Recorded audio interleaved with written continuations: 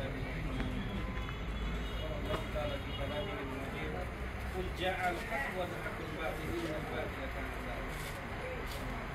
রাব্বুল আলামিন পবিত্র কোরআনের মধ্যে বলেন সত্য আসবে আর মিথ্যা বিলুপ্ত হবে। মিথ্যাটা প্রতিনিয়তভাবে বিলুপ্ত। আজকে সত্য আসছে না আমাদের কাছে, আলহামদুলিল্লাহ আল্লাহ সত্য আজকে আমাদের সামনে তুলে ধরছে। আর যারা অসত্য নিয়ে প্রতিযোগিতা করেছিল তারা কি দেশে আছে? এই দেশ ছেড়ে তারা পালিয়ে গেছে।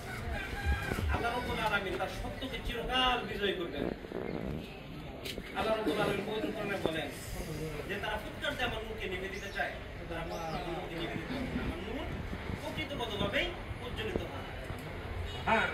এই নূরকে কেউ নিভে দিতে পারবে? এটাকে কে রক্ষা করবে? আল্লাহ রাব্বুল আলামিন। আল্লাহ রাব্বুল আলামিন সূরা আল ইমরানের 42 নম্বর আয়াতে বলেন আম হাসিবতুম আন তাদখুলুল জান্নাতা ওয়া লাম্মা ইয়ালামিল্লাযিনা জাহাদু মিনকুম ওয়া লামাস সাবিরিন। তোমরা কোন মানুষ তোমরা এমনি জান্নাতে চলে যাবা? আল্লাহ কিন্তু দেখেননি তোমাদের মধ্যে এমন কে আছে যারা আল্লাহর কোরআনের দিকে অনুসরণ করে এবং এই রাস্তায় অটল থাকে। তাহলে তোমরা চাইলে এমনি জান্নাতে চলে যেতে পারবা, আল্লাহ হুমকি দিতে চলে যাবে। মানব জাতির সামনে একটা হুমকি তুলে ধরছে, তোমরা চাইলে এমনি জান্নাতে যেতে পারবা না। জান্নাতে যাওয়ার শর্ত কি? আল্লাহর জমিনে আল্লাহ যে দিনটাকে আল্লাহ কোরআন পাঠাইছেন, এই দিনটাকে আল্লাহর জমিনে প্রতিষ্ঠা করার জন্য সংগ্রাম করা এবং রাস্তায় অটল থাকা। আমি 2 দিন দিনে দাওয়াত দিলাম, একটু ভয় পাইলাম, আমি পালিয়ে গেলাম। আল্লাহর হুকুমের এটা পছন্দ করেন? হ্যাঁ, পছন্দ করেন না। অটল থাকতে হবে যদি আমি জান্নাতি বান্দা হতে চাই। সাহাবীরা কখনো দিক থেকে বিচ্যুত হয়েছে? কি তারা পশ্চিমে টিকে থাকছে না? উহুদের ময়দানে, বদরের ময়দানে, খায়া না খায়া উহুদের ময়দানে হাজার হাজার কিলোমিটার দূরের মধ্যে একটা তাদের খাবার ছিল একটা খেজুর। তারা একটা খেজুর দিয়ে তারা মাইলের পর মাইল হাজার হাজার মাইল আর কিছু। আমরা কি সেরকম ত্যাগ স্বীকার করতে রাজি আছেন ইনশাআল্লাহ? তারা যদি জান্নাতি হয় এই ত্যাগ স্বীকার করে, আমরা যদি ওই পরিমাণ ত্যাগ স্বীকার করতে পারি তাহলে আমরাও তাদের অনুসারী হতে পারবো ইনশাআল্লাহ।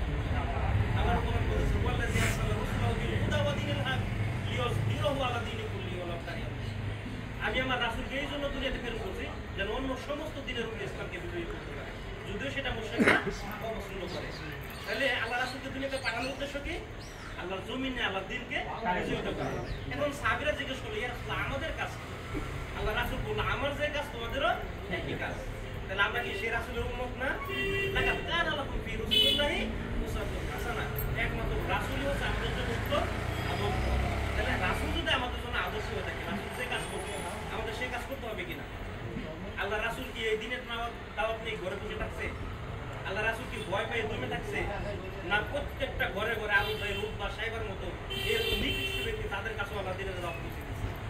আমাদেরকে এই দিনের দাওয়াত পৌঁছে দিতে হবে না? মানুষ কত আজে বাজে জিনিস নিয়ে মানুষের কাছে পৌঁছে তারা কি করতেছে? সেটাকে বিক্রি করতেছে।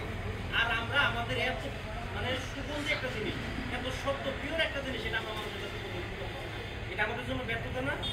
এই যে আমরা এখানে বসছি, আমরা কি বাংলাদেশ জামাত ইসলামের পক্ষে এখানে আসছি? আপনারা কি বলতে পারবেন বাংলাদেশ জামাত ইসলামের কোন দুর্নীতির কোনো মামলা আছে? না। জামাত ইসলামের কোন লোক কোন ধর্ষণের সাথে জড়িত? না। কোন চুরি চামারির সাথে জড়িত? না। কিন্তু আমাদের বিরোধী যারা আছে তাদের নামে আছে কিনা মামলা? আছে। একটা না হাজার হাজার লাখ লাখ হাজার হাজার লাখ লাখ। তাহলে এই চরিত্রটাই এখানে মিলান না, তাদের আদর্শ মিলান না, আমাদের আদর্শটা মিলান না। আমাদের দাঁড়াতে হবে ওই নেতার পিছনে যে নেতার চরিত্র ভালো, যে নেতা চুরি চামারি করে না। আল্লাহ রাব্বুল আলামিন তার হক আল্লাহ রাব্বুল আলামিন মাফ করে দিবেন, বান্দার হক আল্লাহ মাফ করবেন না। আপনি এমন নেতার পিছনে দাঁড়ালেন যে বান্দার হক নষ্ট করে দিচ্ছে, ওই নেতার পিছনে দাঁড়ালেন, কাল হাসরের ময়দানে আপনাকে কি তার জন্য হিসাব দিতে হবে না?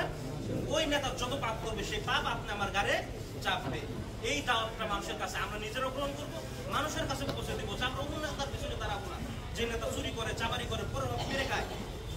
আমরা এমন নেতার পিছনে দাঁড়াবো যে 5 ওয়াক্ত নামাজ, যে মানুষকে দিনের দিকে ডাকে, যে মানুষকে সৎ কাজের দিকে ডাকে। আল্লাহ বলে আল্লাযিনা ইম্মাক্কান্নাহুম ফিল আরদ ওয়া আকিমুস সালাত ওয়া আতুজ যাকাত ওয়া আমরু বিল মারুফ ওয়া নাহাউনা আনিল মুনকার। আমি যদি আমার কোনো বান্দাকে দুনিয়াতে যদি ক্ষমতা দান করি, সে 4টা কাজ করবে। 1 নম্বর নামাজ কায়েম করবে, 2 যাকাত আদায় করবে, আর মানুষকে সৎ কাজে আদেশ দিবে, অসৎ কাজে বাধা প্রদান করবে। এই 4টা কাজ যাদের ভিতরে নাই তারা কি অবশ্যই।